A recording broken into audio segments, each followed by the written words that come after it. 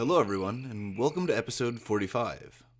If you've been listening to the Biome playlist, you've journeyed with me as I've explored the oceans, and then come up to the coastline, and explored the swamps and the marshes, rivers, streams, lakes, and ponds.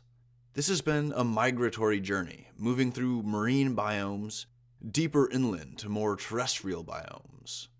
Today's episode completes that transition onto dry land, because I'm going to be exploring some of the more arid and brutally terrestrial biomes on the planet: the grasslands, savanna, and the hot deserts. I'll start by exploring the grasslands, which exist on every continent in some form or fashion. The grasslands are an open biome, lacking trees or most large vegetation. Unsurprisingly, grasslands are dominated by species of grass. They're typically a vast, wide expanse of flat land covered in a thick carpet of these grasses, as well as similar flowering plants and bushes like sedges and rushes. Despite their seeming simplicity, grasslands can be surprisingly diverse biomes, with anywhere from 20 to 40 different species of plant per square meter, and many different species of animal like rodents and reptiles and amphibians that are crawling through the grasses and through the soil. The wettest grasslands are those in the tropical regions of the world, which get flooded seasonally or by perpetual rains and tides that keep them flooded through most or all of the year. These flooded grasslands are really similar to the marshes I discussed in the last episode. I mean, you could call them marshes because they're habitats full of herbaceous plants that are submerged in water, and that's the definition of a marsh. The herbaceous vegetation has to be hydrophilic so as to withstand the regular flooding. But in grasslands, the vegetation also has to be durable so that it can withstand the water stress that comes during the dry season. One of the larger flooded grasslands is the Pantanal in the heart of South America, which sits between the Chiquitano and arid Chaco dry forests on the western border and the humid Chaco forests to its south. Savanna borders the northern and eastern sides of the Pantanal Basin, which becomes the rockier, higher altitude ground of southern Brazil. The Pantanal is a wide but relatively shallow basin that sits at the confluence of the Paraguay River and several of its tributaries. The land is lightly forested grassland, and during heavy rains, the river will swell and overwhelm its banks, and this lightly forested, shallow basin of grassland will get flooded. The Pantanal can get up to 55 inches of rain a year, and during the heaviest part of the rainy season, when water from the highlands rushes down, it can submerge nearly 80% of the floodplains. The surface of the Paraguay River can rise anywhere from 2 to 5 meters, which is an enormous surge that floods everything around it. This flooding leads to the deposition of sediment across the basin, which then leads to the gradual lifting of the basin floor as more and more layers of sediment are deposited. The sediment and nutrient-rich soil combined with regular water saturation creates a fertile environment for plants. The drier highlands that ring the Pantanal grasslands are blanketed in dry forest trees, but in the deeper parts of the basin, grassland dominates. There are more than 3,000 species of plants spread across the Pantanal grasslands, including a huge diversity of grasses, sedges, shrubs, and rushes. These floodplains are also home to hundreds of fish and amphibian species, which can thrive in the muddy, sediment-rich water and its persistently low oxygen content. The Pantanal is also home to hundreds of reptiles and thousands of invertebrates like snails and worms and insects. All of these smaller species, squirming and crawling around everywhere, effectively turn the basin into a huge bowl of food for predatory species, including many of the 1,000 species of birds that live there. Anteaters lick through the mud trying to find ants, worms, and termites, while birds like vultures, macaws, and the southern crested caracara fly overhead, while larger predators like the Pantanal jaguar hunt in the shadows. The Pantanal is a grassland on an extreme end of the spectrum, with extremely high biodiversity, a complex ecology with keystone species and predatory top-down regulators, and soil packed with nutrients and well hydrated from regular flooding. Tropical grasslands are also on this end of the spectrum. They're similarly humid, like the Los Llanos in the northern regions of South America. It's a wide, flat valley bordered by tall but gently sloping hills. Most of the floor of the Llanos Valley is grassland, From aerial images, it looks thick and verdant, with the occasional patch of particularly tall species of grass. Closer to the borders of the valley, near the hills and the highlands, stands of trees become more and more common, and they form patches of forest that kind of dot and penetrate the grassland. These trees have tall trunks, in characteristic tropical tree fashion, with their lowest branches often quite high above the ground. And within their branches live all manner of tropical forest creatures, like insects, climbing rodents, bats, and tropical birds. The wetlands can flood up to a meter during the wet season, which brings in dozens of species of waterfowl, like ducks, geese, and swan, and all manner of wading birds, including the scarlet ibis. The scarlet ibis thrives in these wet grassland marshes during the wet season, and its bright red feathers make it stand out vividly against the greens and browns of the landscape. Tropical grasslands and floodplains can support trees specifically because of their relative humidity, and more generally because of the warmer, more stable climates of the tropics. Trees can also exist in the savanna, albeit in a significantly drier climate. The tree canopy in a savanna isn't closed, which means that the branches of individual trees don't overlap. The canopy is open because light can easily come through them and reach the ground. Compare this to a tropical rainforest where the canopy is so dense that it blocks out pretty much all of the light, even at high noon. If we were to find a dense enough jungle, you could literally walk through it in total darkness. You could look at your watch and it'll say it's 2 p.m. The sun is right above you, but the canopy is just so dense and so thick with overlapping foliage that none of that light is able to reach the ground. In the savanna, the open tree canopy enables a carpet of grasses and shrubs to grow on the ground, which are food for mammals like rodents and large grazers like goats and cows. Because water is a limiting resource in the savanna, the trees have to compete with all the grass around them for what little water exists in the soil. When grazing animals come through and eat up all the grass in a given area, they actually lessen the pressure on trees to get water. They lighten the competition, so to speak. And it actually helps the trees grow larger. But this grazing also lessens the pressure on weeds for the same reason, which is why spurts of weed growth and the thriving weed populations will often follow the trail of a grazing herd of animals. The Serengeti is a world-famous subtropical savanna located in Tanzania and Kenya, both countries on the eastern coast of Africa. The Serengeti is a truly amazing place. It's considered one of the wonders of Africa, one of the wonders of the world, and it's characterized by a high biodiversity that elegantly demonstrates ecological principles. The Serengeti has over 500 species of birds, and more than 100 species of mammal, 70 of which are large mammals that define the Serengeti, their characteristic megafauna, like the herbivorous giraffe, wildebeest, gazelle, and zebra, and the carnivorous hyena, lion, and leopards. There have been extensive surveys and studies done on the wildlife populations on the Serengeti, and it's believed that there are more than 1,000 individual leopards, more than 3,000 individual lions, and more than 8,000 hyenas, which all prey on the hundreds of thousands of grazing mammals, like all the zebra, topi, elands, and gazelle that wander the plains, and all the water buffalo and cobus antelope that graze in the wetter areas near rivers, ponds, and lakes. At the beginning of the year, these grazing mammals in the Serengeti begin a huge migration, one of the largest migrations in the world, actually. This happens shortly after the wet season, when the grass has been given a boost by the seasonal rainfall. More than 250,000 zebra, nearly 500,000 wildebeest, and almost 2 million gazelles migrate across the Serengeti from January to March, in what is an amazing, large-scale, animal-based refueling of the ecosystem. These migrating herds give birth to hundreds of thousands of calves within the span of a month. And across the whole migratory period, hundreds of thousands of individuals die from thirst or hunger or from the physical exhaustion of migrating over 500 miles. Many of them are killed by predation, by the packs and prides of the carnivorans. Like a flood spreading nutritious sediment across a grassland, the migrations bring nutrition into the Serengeti. The lions and leopards and hyena are all secondary and tertiary consumers, so they're quite high up in the trophic chain. It's why their populations are so small compared to those of the animals that they prey upon.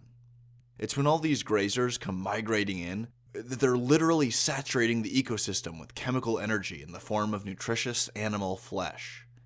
This surge of energy into the trophic chain can temporarily support larger predator populations, and so the predators gorge themselves. They mate and produce cubs, and the various species of carnivorans of all ages enjoy easy and ample prey, and they eat until they get fat and lazy. Despite the predators eating their fill, the majority of deaths among the herbivores during the seasonal migrations takes place through non-violent means. They die from hunger, thirst, or exhaustion somewhere along the migratory route, and their decomposing bodies, the hundreds and thousands of them, literally feeds the ground with nutrients. Their rotting corpses feed scavengers like vultures, and then a host of insects and bacteria. In addition to the nutrients leaching out of their dead, every living individual in the herd also has to poop. They eat and poop pretty much all day, and millions of them do this across an 800-kilometer expanse of land. This waste carpets the ground, and it gets smashed and kneaded into the soil by the pounding hooves of thousands of other zebra, or gazelle, or whatever animal there is. All of this decomposing biomass, the dead individuals and all of the fecal material ground into the soil, it thoroughly enriches the soil, and this promotes the growth of trees and more grasses for next year's migrations. But most grasslands aren't as humid as floodplains or tropical grasslands. Temperate grasslands are significantly drier, and they typically have far fewer trees than a tropical grassland, and they have a lot less trees than a savanna. The temperate grasslands typically have just grass and shrubs. The Great Plains that run down the center of North America, the prairies as it's known in Canada, and just the prairie in the US, this is one such temperate grassland. These plains are quite plain. They're absurdly flat, to the point where the ground meets the sky at a flat horizon in every direction you look, for miles. This flat ground is almost exclusively carpeted in grasses and shrubs, with no tree in sight. For a human, this landscape might seem a little boring. Visually, it's one of the least stimulating landscapes you can experience. But for a huge range of other large mammals, the temperate grasslands are literally an endless field of food. Imagine walking through a field covered from horizon to horizon in sandwiches.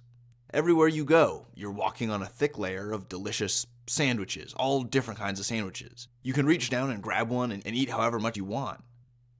Well, for a cow, that's the grassland. That's what it is to them. This is their sandwich-covered landscape. That's how all grazing mammals see the grassland. Zebras and rhinoceros graze on the grasslands of the Central African plains. Bison, horses, and cattle graze in the heart of North America, and wild horses run across the montane grasslands and steppe of Central Asia. Smaller mammals, like mice and prairie dogs, will burrow through the soft ground, while larger animals, like snakes, rabbits, badgers, and skunks, sneak through the grass. Predatory birds, like owls and hawks, fly overhead, with a perfect vantage point, uninterrupted by the branches of any trees. They prey on the mice, on the rabbits, and on the prairie dogs of the temperate grasslands, just like the snakes, hyenas, and coyotes do. These three herbivores, the mice, the rabbits, and the prairie dogs, are the primary consumers that form the base of the grassland animal food chain. They feed off of the dense, ground-level vegetation, and they reproduce rapidly. Thus, they perpetuate a fuzzy, fleshy layer that intermingles with the grass and offers a constant food source for all manner of flying, prowling, or slithering predators. I mentioned earlier the montane grasslands. These are high-altitude flatland that exist along steppes and mountain ranges. The montane is exclusive to highlands, and it also lacks trees almost everywhere, except for those near the occasional river or lake. In addition to the general aridity of lowland temperate grasslands, the montane also has the low oxygen content and the greater radiation exposure that exists at higher altitudes, and on average it has a much lower temperature due to a lessened greenhouse effect. All these factors really discourage the growth of anything larger than tall grass or a small shrub. These drier, cooler, higher altitude montane grasslands are kind of a lot like the tundra, but I'll talk about the tundra a lot more in the next episode. Now that I'm getting through drier and drier grasslands, I'm going across the spectrum, away from the floodplains and tropical grasslands, and closer to the other end, to the xeric grass and shrublands. Instead of regular flooding and humid wind, these regions get precious little rain and dry air year-round. Where species of amphibians dominate the wetlands, floodplains, and the tropical grasslands of the world, they by and large can't handle the heat and the aridity of the xeric grasslands and the deserts. As a result, the amphibians are largely replaced by reptiles, which can handle the dry air and the brutal heat and unending light of a desert sun.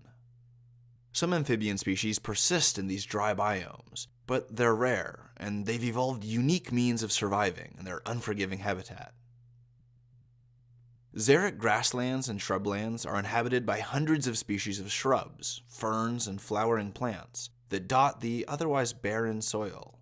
They've managed to adapt, to evolve, to fit into the rugged landscape, and tolerate the present conditions. One of the most damning variables of the xeric landscape, besides the general lack of water, is the nutrient-poor soil. When there's too little water and too much heat, it's hard for plants to grow. And when it's hard for plants to grow, it's hard for animals like rodents, insects, birds, and amphibians to stick around in large numbers. Life begets life. Life makes the environment more habitable for other life. But in the xeric shrubland, there isn't a whole lot of life in the first place. In the open desert, there's less water and even less life. Deserts are areas of the planet so devoid of water that the subsequent geochemical processes create vast sand dunes and expanses of wasteland and crumbling rock. With little to no water in the atmosphere, there's nothing to absorb the heat of the sun. During the day, it gets extremely hot, and during the night, it can get extremely cold. The lack of vegetation means winds are able to sweep across the surface at full force, which carries sand and sediment and small rocks and crashes these into larger rocks. This wind and the intense temperature differences between day and night contribute to the dry erosion of the landscape, which is why many deserts are composed of sand plains or sand dunes, exposed bedrock, or expanses called desert pavements where all the fine particles have been blown away, and the only thing left behind is a kind of a mosaic pattern of bare, exposed mineral. Because of these and similar factors, the layer of nutritious soil in a xeric and desert biome is typically really thin. In higher latitude regions with tundra and boreal forest, this soil layer is really thick because the cold temperatures prevent stuff from decaying quickly, so all of the dead plant and animal matter builds up and it accumulates. In the jungles and tropical rainforests closer to the equator, the soil layer might be surprisingly thin, because despite the dense flora and fauna dying all the time and becoming detritus, all the dead things decay really quickly, and their nutrients get absorbed by other organisms. Due to the temperature and humidity of a tropical rainforest, plus the diversity of the decomposing and scavenging species, there simply isn't enough time for detritus to accumulate. Everything gets consumed or reused before it can accumulate. In the xeric grass and shrublands, there isn't enough growth in the first place to produce a decently thick layer of soil. This is why the rivers that cut through the xeric and desert biomes create riparian corridors that are thick with trees, ferns, flowers, and other plants. The soil near the river is well hydrated, and it can support an extremely dense community of flora relative to the open grassland. Don't be mistaken, though. Even the dry, rugged xeric grassland can support a decently biodiverse range of organisms, from animals like reptiles and mammals to various heat-tolerant plants. Within this drier xeric biome, native animals are called xericoles, and native plants are called xerophytes. If you've read the book Dune by Frank Herbert, you might recall how the Fremen are forced to live on their brutally dry desert world Arrakis. Water is extremely scarce, to the point that the Fremen's entire society is built around the capture and preservation of water. Water is so rare and so valued that not only do they recycle their urine and feces to extract as much water as they can, they actually drain the bodies of their dead so as to retrieve as much water as possible for the living members of their tribes. It's an extremely hardcore utilitarian adaptation to life in an extremely dry environment. Obviously, the Earth is not nearly as dry as the fictional planet Arrakis, but some regions of our planet are much more arid than others. These areas include the cold deserts like Antarctica and the vast expanses of tundra that sit north of the boreal forests. But they also include the xeric grasslands and obviously the hot deserts. The xericoles and xerophytes that live in these habitats have had to evolve their own adaptations for life in the brutally dry conditions, which gives them really distinct morphologies and physiologies. The xerophytic plants are under tremendous evolutionary pressure to conserve as much water as possible, and to use what little water they have as efficiently as possible. The biggest loss of water for typical plants, by far, occurs through transpiration. Water in the ground is pulled into the roots, and it's pulled up the stem to the leaves, where it evaporates away in the dry air. This evaporation of water off of the thin, delicate leaf tissue creates a pressure difference, and it's this internal delta P within the tree that pulls up more water from the roots. You know how when you take a napkin and you put the corner of it in a glass of water, the water will diffuse up the napkin a little bit? It gets more of the napkin wet than was actually dipped in the water. This is simple diffusion, as the water spreads through the otherwise dry napkin from its initial point of contact, and it can do this against the force of gravity to some degree. Plants work kind of like this too. The roots are like the part that's actually dipped in water, because they're permanently positioned in the wet ground. But the leaves are high up in the air, and they're constantly being dried out by the wind. When the top is dry and the bottom is wet, the moisture near the ground is naturally drawn upwards. But just like with the napkin example, because of gravity, the water can only get up so far. But vascular plants have evolved vertical tubes and pipes to facilitate the upward flow of water, and this creates an internal pressure called turgor pressure. When an herbaceous plant is well hydrated, the stem and branches are filled with water and transpiration is going on like normal. The internal pipes are all filled with flowing water, and there exists a dynamic but steady turgor pressure that keeps the plant's leaves and branches stiff and upright. A dehydrated plant will appear limp and its leaves droopy. To tie this back into deserts and xeric grasslands, the xerophyte plants want to slow down this process of transpiration as much as possible. Rapid, perpetual transpiration implies the plant is moving huge quantities of water up through its body. For most plants, this is a healthy and normal part of regular life. But for a plant in the desert, a plant that needs to preserve as much water as possible, heavy transpiration like that can be a death sentence. The adaptations to protect against this water loss range from the microscopic and the cellular to the macroscopic, to the physiology and the organization of the plant's entire body. Perhaps the most fundamental evolved trait of these xerophytes is a reduction in their external surface area. If you look at a plant in a tropical rainforest, they often have lots of huge leaves. But if you look at a plant in a xeric grassland or a desert, they have small leaves, few leaves, or often no leaves at all. This is most evident when you look at cactus, whose leaves have been wrapped up into thin little thorns and spikes, and their cylindrical body structure presents a total surface area orders of magnitude smaller than a similarly sized plant with lots of leaves. This drastic reduction in surface area minimizes the amount of water that can be lost through transpiration. And so this is a really fundamental example of the integration of form and function in a biological system.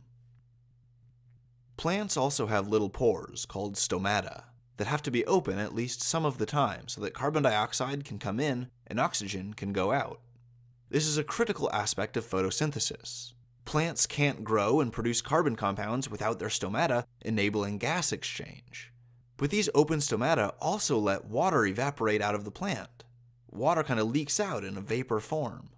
So in response, xerophytes tend to only open their stomata at night when it's cooler and darker, so evaporation is much slower, and the plant can thus, afford to have its stomata open. But during the day, the stomata pretty much have to be closed, or most of them have to be closed. Otherwise, the plant will just leak out too much water. Another way to slow transpiration is the evolution of little hairs or thorns that operate like a miniature forest to break the wind and create a humid microclimate in the thin layer of air immediately surrounding the plant. This humid microclimate lessens the difference in water potential between the inside and outside of the plant, and this slows transpiration, just like how a river flows slower on flat ground than it does on a hillside. The difference between inside and outside, or high ground and low ground, is reduced, and thus the rate of water flow between them is also reduced. The xerophytes will also produce thick cuticles, or external layers of a secreted wax-like substance that creates a waterproof seal. The cuticle can obviously help seal in water, but it also seals in gases, and so it can prevent gas exchange. Plants have to create this waxy cuticle layer in a way that offers some protection from water loss, but doesn't end up cutting off gas exchange and strangling the plant like a person with their head sealed in saran wrap. Some xerophytes are called succulents because they try to preserve as much water as possible in their tissues, and this leads to the tissue looking swollen. The leaves, stems, roots, or tubers of a succulent plant may look thick and fleshy, swollen, or bulbous. When they're cut open, the inside of the succulent plant is really wet and juicy because of all the stored water, which gives them the name succulents. They're quite literally succulent.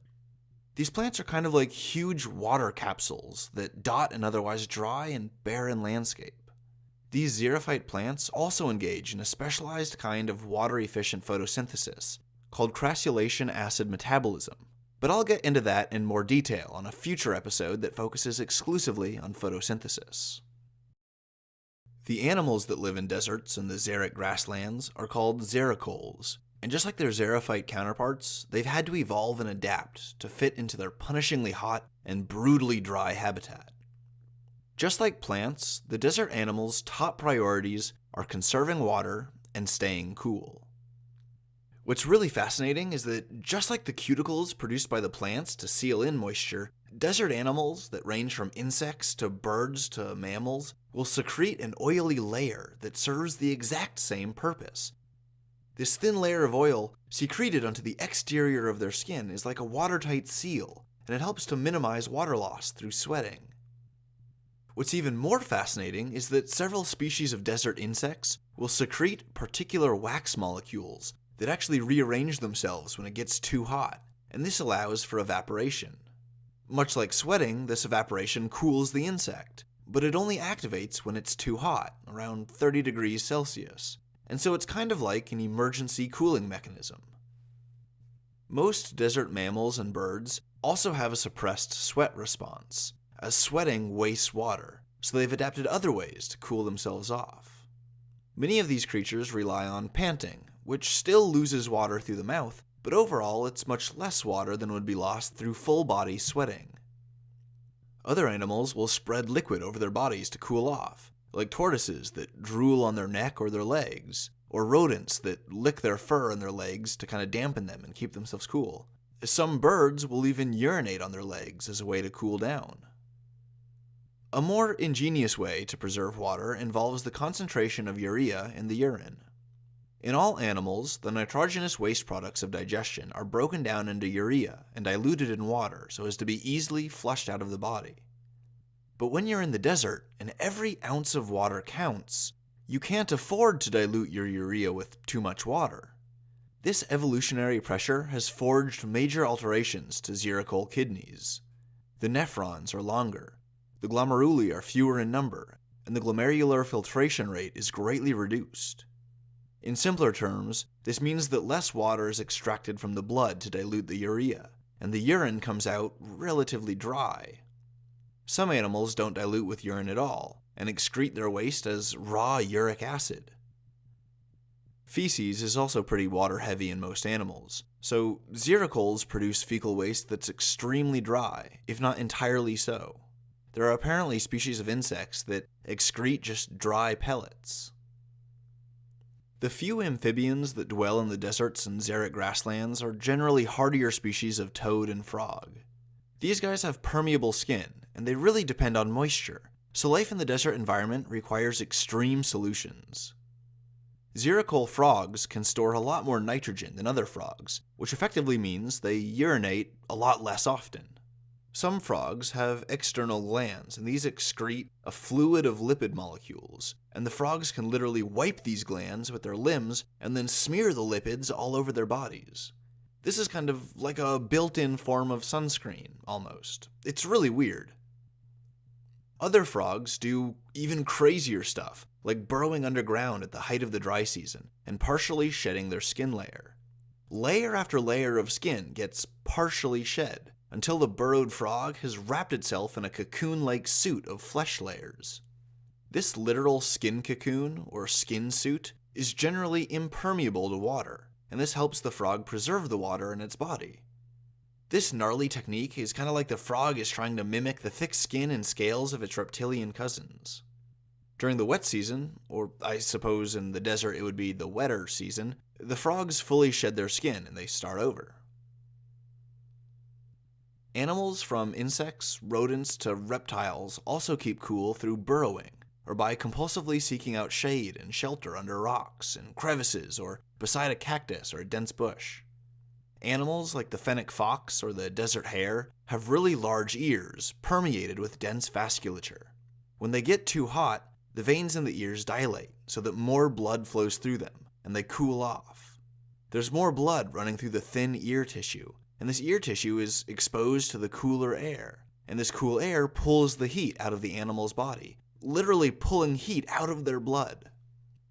Interestingly, a lot of mammals have thinner coats of fur, and birds have less extensive feather coverage, especially on their undersides. Many xericole mammals have what are called thermal windows, or little patches in their fur that only have sparse hair coverage or they're almost naked. These thermal windows include the groin, the chest, and the armpits, as these areas are often highly vascularized and relatively warm compared to other parts of the body. The naked skin in the thermal window is easily cooled off, and this in turn helps cool the animal. Birds have similar patches on their bellies and their hips and the undersides of their wings, and a common cooling technique is just to lift the wings up so you can expose more air to your belly and your undersides. Alright, so that's about it for this episode. I really wanted to go on longer about all of the adaptations and features that desert animals have, but there's so much cool stuff to talk about here that this episode would have ended up being over an hour long. Anyways, I hope you enjoyed this episode for what it was.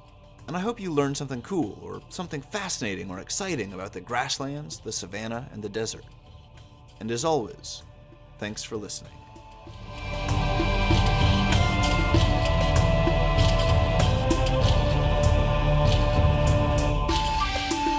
Would you like to support the BioLogic podcast? It's super easy. When you open a new episode, press the like button or share it with your friends. If you aren't subscribed, you should hit the subscribe button so you can enjoy a new episode every week.